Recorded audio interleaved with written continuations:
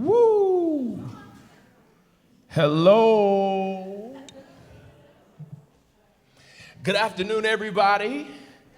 Happy Thursday. I'm elated to hang out with you all again after lunch.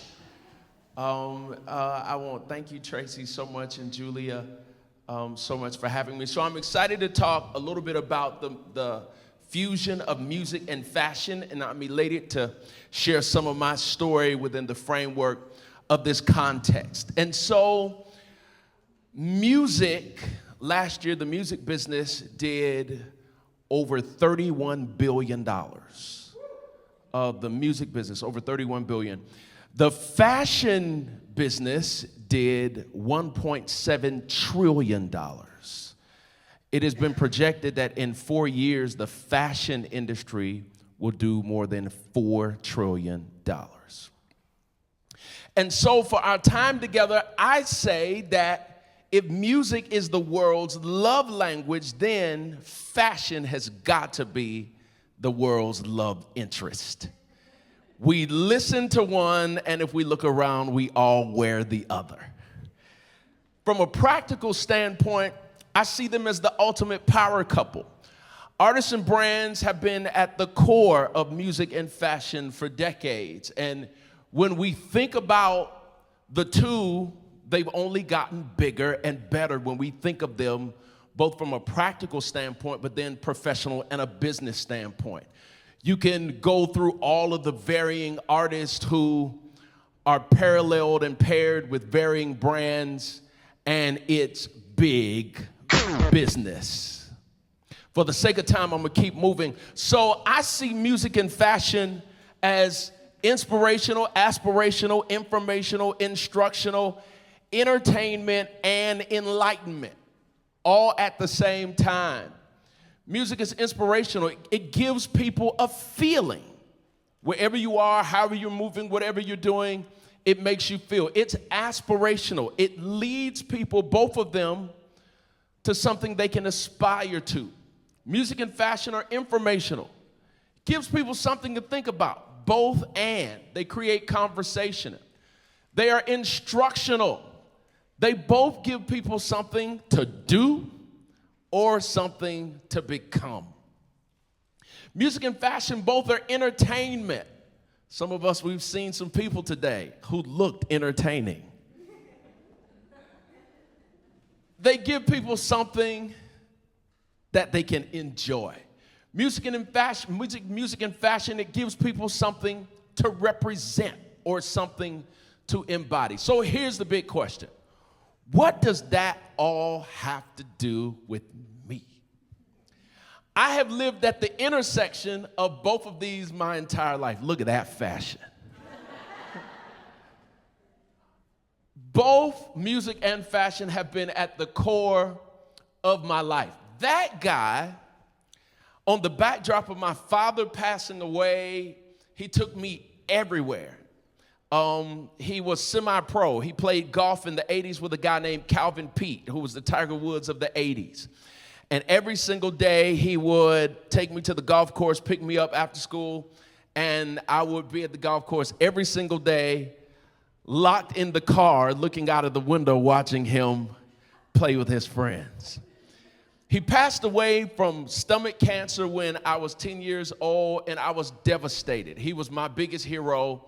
I didn't know how I would make it without him. And so lost a young boy in St. Petersburg, Florida, trying to figure out how to move on without my father, trying to figure out what manhood was, trying to figure out how to be what I would deem to be strong and tough. I made some bad decisions, some bad choices, because I thought manhood was about doing whatever you wanted to do and being a tough guy and a strong guy.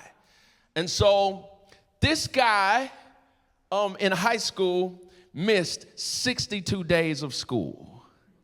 Yeah, I would catch the bus to school, walk through the school, jump in my homeboy's stinking Lincoln Town car, ride to the house and party and hang out all day long until one day I rode the bus to school, jumped off walking through the school, and there were teachers and members of faculty and staff that did an intervention. They happened to be standing in my path that I would normally walk through, and they said, "Where have you been?" They took me into a little room, gathered around me, and challenged me on what my life would become if I continued on that same path.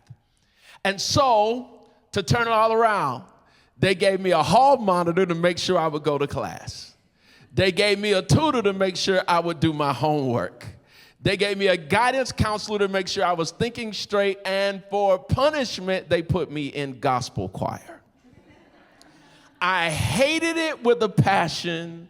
I sat in the back of the room with my arms folded, mean mugging anybody who came in the room.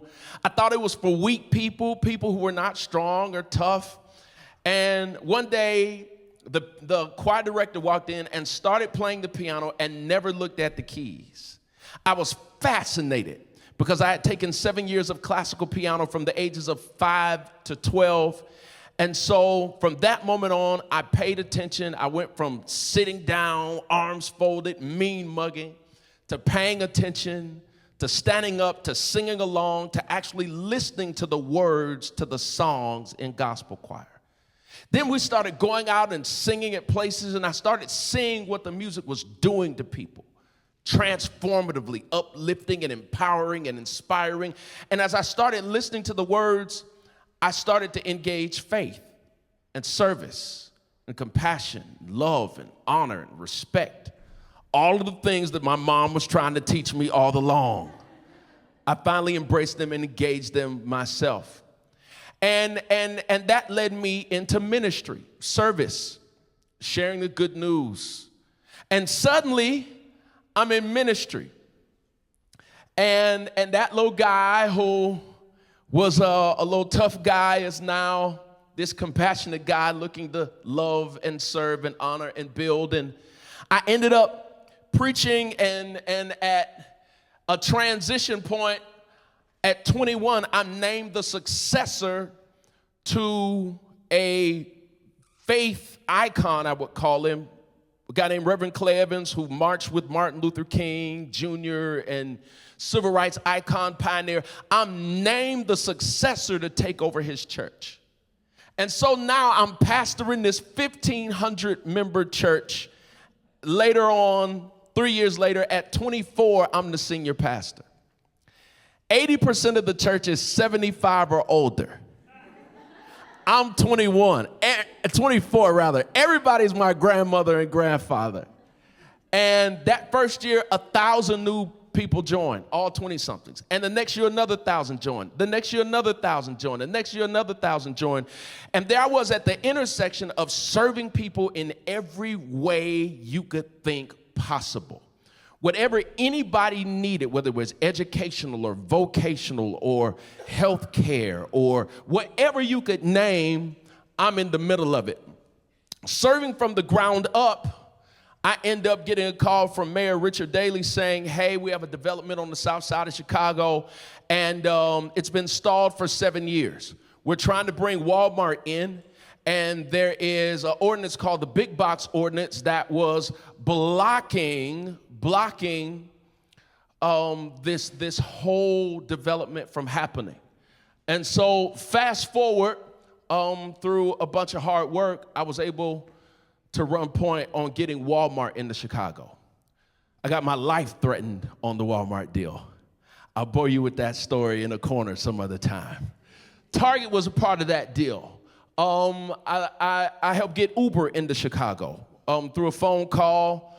At the time, it was just you could use your car as a cab. All money is exchanged digitally.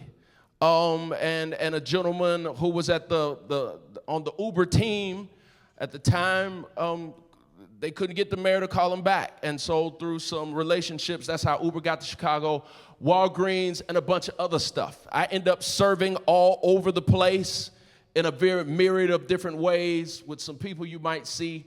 I looked at my bloodline and saw all of this. Fast forward, I didn't like the music my church was singing on Sunday. And so I had written songs as a hobby, and I had written a song called Awesome. Fast forward, that song went viral, and before viral was a thing, and moving through, I got invited everywhere. The song went to #1 on Billboard. The same week, my album was #1 on Billboard. Walmart called Motown and said, we'd love for Charles to be our featured artist on the Walmart stage. 2 performances, bring whoever he wants. I get a call from Jay-Z's team. They wanted me to come do Made in America. I end up in Philly doing Made in America. Aretha Franklin calls and invites me to open for her at the Chicago Theater. That's there. BET, TV One, and 18 Billboard #1 honors, 10 BMI Top Songwriter of the Year awards, and on and on. I close. We're touring in front of tens of thousands of people, thousands of people, and we're selling music. My first year, I got a second job to be able to start a music company.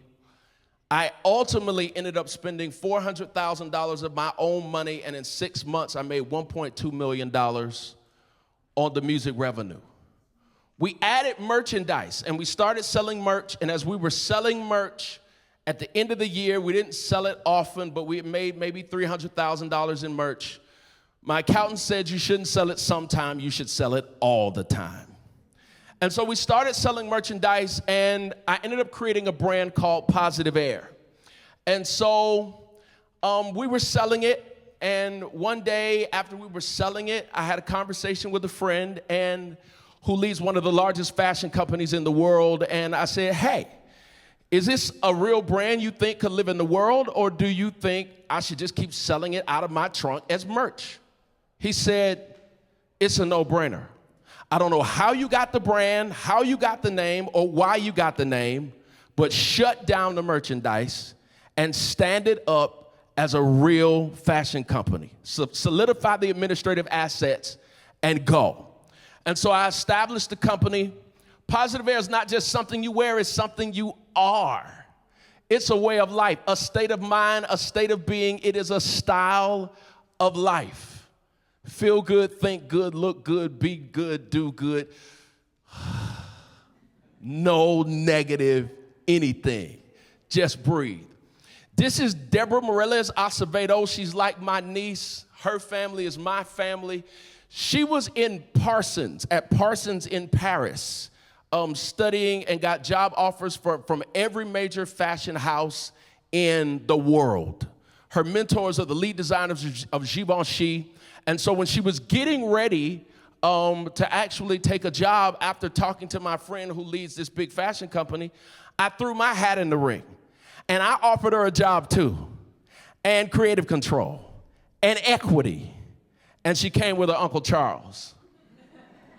We now have a fashion design studio in Paris, France, that she is running there. We just established a relationship with a manufacturer in Milan that does some of the leading brands, and we are looking forward to launching soon. We are coming hard and fast, and we look to help the fashion industry get to that $4 trillion. These are some of the designs. The verticals are high-end ready-to-wear, couture, high-end ready-to-wear. Casual wear is where we feel like we're gonna do really well. Accessories, and so hats and slides and just, it's lifestyle. And then jewelry, and then Positive Air Home. We were invited to launch a few years ago at every major U.S. Festival. Every major U.S. festival. My business manager, Stan Sung, had a conversation as they wanted us to launch at Coachella, Governor's Ball, Rolling Loud, and a handful of the other ones, but it wasn't time yet. Again, as I close, these are some of the looks and feel. These are the basics, and I'm excited that soon and very soon, I want to encourage you and invite you to pay attention to the market, because we're going to bring Positive Air everywhere. Thank y'all so much.